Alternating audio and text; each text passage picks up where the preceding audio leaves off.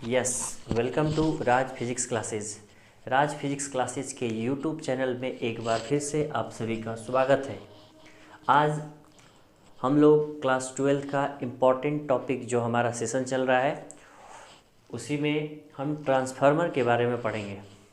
ये आपके एग्ज़ाम के लिए भी काफ़ी इम्पोर्टेंट है।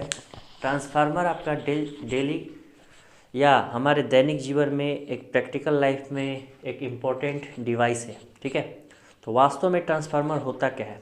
तो ट्रांसफार्मर एक डिवाइस है जिसका इस्तेमाल हम लोग वोल्टेज को बढ़ाने में और घटाने में करते हैं। आए बात समझ में?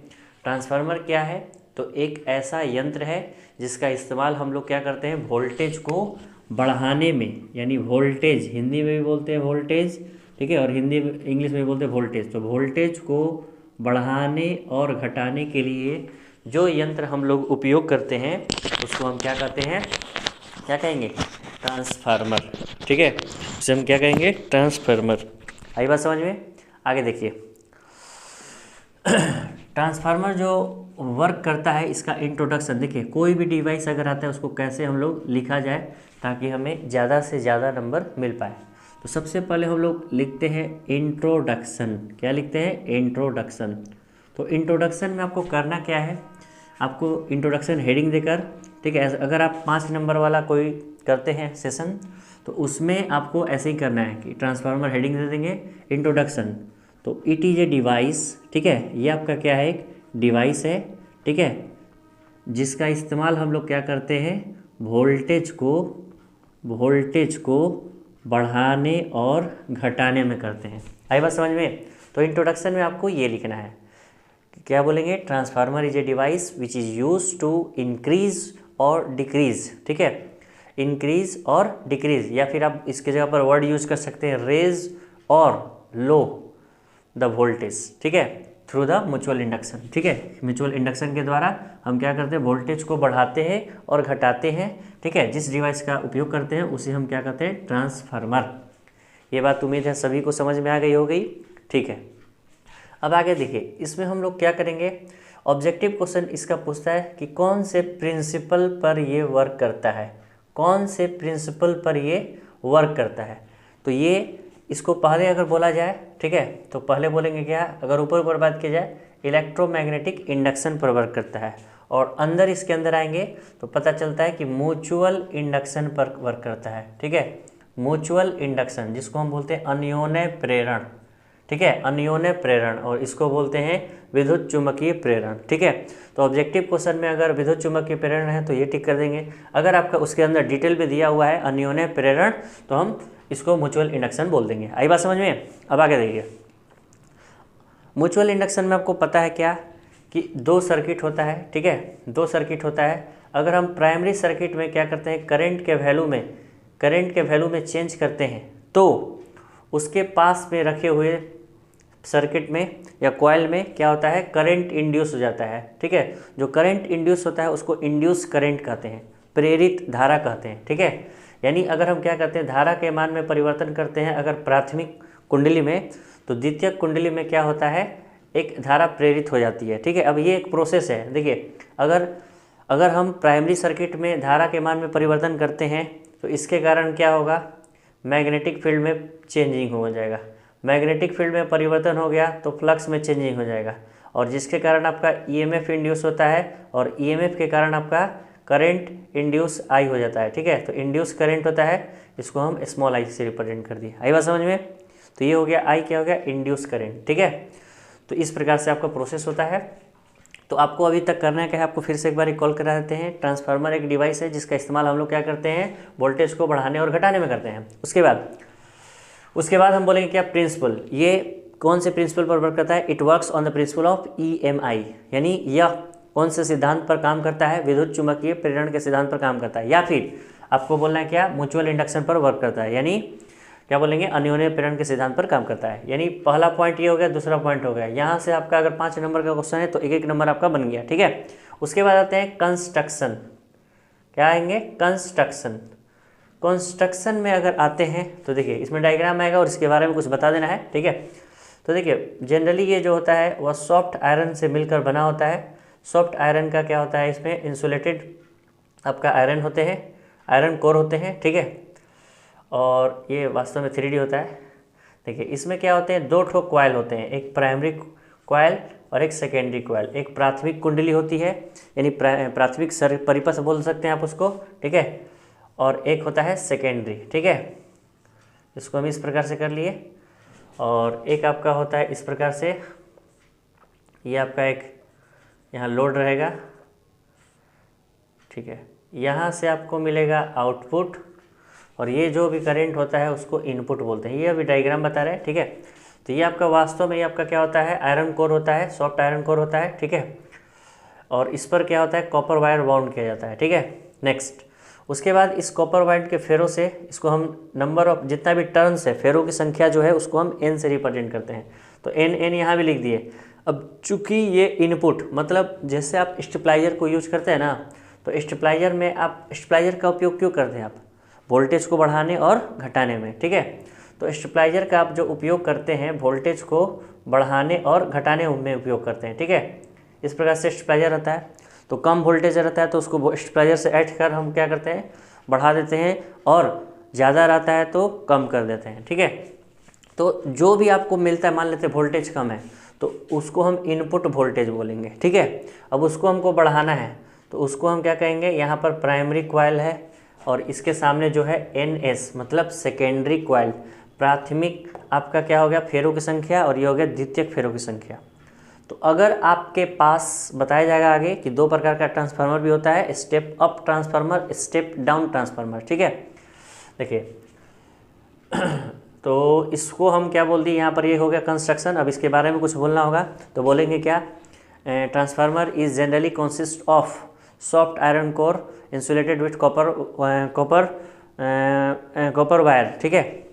And input is connected to primary circuit, ठीक है। It means primary number of turns and output is connected with secondary circuit, ठीक है। और जिसमें नंबर ऑफ टर्न्स कितना होता है, NS होता है। आई बात समझ में। उसके बाद कैसे ये वर्क करता है, तो इसके अंदर अगर हम क्या करते हैं, करंट में क्या करते हैं, चेंजिंग करते हैं, ठीक है। तब क्या होता है, इसके पास रखा हुआ जो कॉइल होता है इसमें क्या होता है, करंट इंड्यूस हो जाता है, यानी म्यूचुअल इंडक्शन पर ये वर्क करता है, ठीक है। अब आगे देखिए, ये हो गया कंस्ट्रक्शन, ठीक है। अब कंस्ट्रक्शन के दौरान हम बात करेंगे तो 2 प्रकार का आपका ट्रांसफार्मर होता है। कितने प्रकार का, 2 प्रकार का ट्रांसफार्मर होता है, ठीक है। एक होता है स्टेप अप ट्रांसफार्मर और एक होता है स्टेप डाउन ट्रांसफार्मर, ठीक है। एक होता है स्टेप अप ट्रांसफार्मर, एक मिनट, एक होता है स्टेप अप ट्रांसफार्मर और एक होता है स्टेप डाउन ट्रांसफार्मर, ठीक है। तो देखिए स्टेप अप ट्रांसफार्मर, अप मतलब सबको पता है ऊपर, यानी वोल्टेज को बढ़ाने वाला, ठीक है। और स्टेप डाउन मतलब वोल्टेज को घटाने वाला। हिंदी में इसको बोलते हैं क्या, ऊंचाई। उच्च मतलब ऊपर होता है ना, ऊंचाई, ऊंचाई ट्रांसफार्मर, ठीक है। और इसको बोलते हैं अपचाई, क्या बोलते हैं, अपचाई। अब इससे ऑब्जेक्टिव क्वेश्चन पूछे जाते हैं, एक यहाँ से और एक यहाँ पर आपको भी बताया जा रहा है। देखिए इसमें कैसे कैसे क्वेश्चन पूछे जा सकते हैं, ऑब्जेक्टिव क्वेश्चन, ये आपको बताया जा रहा है, ठीक है। तो स्टेप अप ट्रांसफार्मर, तो देखिए स्टेप अप ट्रांसफार्मर में होता क्या है, वोल्टेज को क्या किया जाता है, बढ़ाया जाता है। यानी एरो ऊपर गया है तो हम क्या बोलेंगे, वोल्टेज को बढ़ाया जाता है। और स्टेप अप ट्रांसफार्मर में हम क्या बोलेंगे, वोल्टेज को कम किया जाता है। यानी ज़्यादा वोल्टेज है तो कम करेंगे, ठीक है। अगर इसमें कम वोल्टेज है आपके पास, ठीक है, कम वोल्टेज मतलब डाउन वोल्टेज है, तो उसमें हम क्या कर दिए, हाई वोल्टेज कर दिए। कम से ज़्यादा करेंगे तो यानी ऐसा ट्रांसफार्मर जो क्या करता हो, वोल्टेज को बढ़ाता हो, उसको स्टेप अप ट्रांसफार्मर कहते हैं। और ऐसा ट्रांसफार्मर जो वोल्टेज को घटाता हो उसको स्टेप डाउन ट्रांसफार्मर कहते हैं। तो यहाँ सिंपल वर्ड में लिख रहे हैं, आप उस वीडियो को बार बार सुनकर अपना नोट्स बना सकते हैं, ठीक है। तो स्टेप अप या ऊंचाई ट्रांसफार्मर किसको कहते हैं, जो वोल्टेज को बढ़ाता है उसको ऊंचाई ट्रांसफार्मर, जो वोल्टेज को घटाता है उसको अपचाई ट्रांसफार्मर कहते हैं, ठीक है। अब आगे देखिए, अब आपको पता है कि वोल्टेज इसका क्या है, कम था। इसमें जो होगा ध्यान दीजिएगा, VS, देखिए ये NP का मतलब जहाँ जहाँ P आएगा प्राइमरी समझेंगे, और P का मतलब क्या होता है, प्राइमरी, ठीक है। प्राइमरी, प्राइमरी का मतलब होता है प्राथमिक, जहाँ जहाँ आएगा ये बात समझ जाइएगा। और एन, ये क्या बोलते हैं, एस, एस का मतलब समझिएगा हमेशा सेकेंडरी, सेकेंडरी जहाँ जहाँ एस आएगा वहाँ सेकेंडरी समझेंगे। इसका मतलब हिंदी में होता है द्वितीयक। क्या होता है, द्वितीयक। आई बात समझ में। एक बार देख ले रहे कवर करके पूरा आ रहा है कि नहीं। हाँ चलिए ठीक है। तो देखिए अब ये क्या करता है, ध्यान दीजिएगा। अब आपके पास वोल्टेज कम था तो यहाँ लिखेंगे, वोल्टेज कम था तो यहाँ पर इसको हम क्या करेंगे, प्राइमरी में डालेंगे तो वी पी, और यहाँ लिखेंगे क्या, वी एस। आई बात समझ में।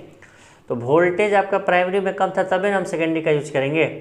तो देखिए इसमें हम क्या करेंगे, वी पी जो होगा वह कम होगा वी एस से, ये हो जाएगा। या फिर आप इसको ऐसे भी लिख सकते हैं कि V S greater than V P.